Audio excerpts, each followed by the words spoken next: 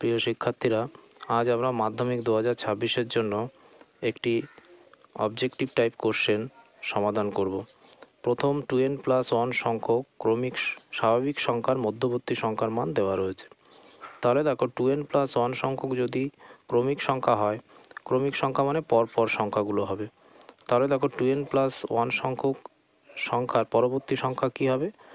এর সাথে যদি আমরা 1 যোগ করে দিই তাহলে পরবর্তী সংখ্যা পাওয়া যাবে। কেননা আমরা যদি মনে করি n একটা স্বাভাবিক সংখ্যা, ক্রমিক সংখ্যা, তার ঠিক পরবর্তী সংখ্যা কী হয়? n+1, n+2, n+3 এইভাবে হতে থাকবে।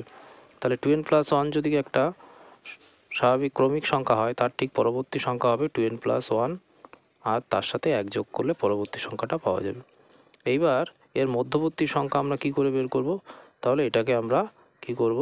গড় বের করব। 2n+1 ডিভাইডেড বাই 2 এর মধ্যবর্তী সংখ্যা মানে এর গড় বের করলে আমরা মধ্যবর্তী সংখ্যা পেয়ে যাব। তাহলে দেখো 2n+1 এখানে কত হচ্ছে? +1 ভাগ 2।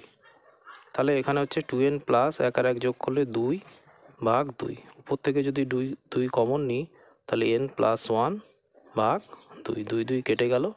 তাহলে কত হলো? n+1। তাহলে মধ্যবর্তী সংখ্যাটা আমরা কত পেলাম? n+1।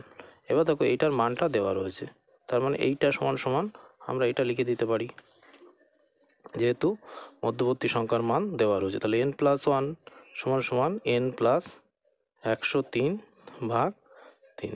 তাহলে দেখো এবার যদি এটাকে কোণাকুণি গুণ করে সমাধান করি তাহলে এখানে হচ্ছে 3n+3 সমান সমান n+103।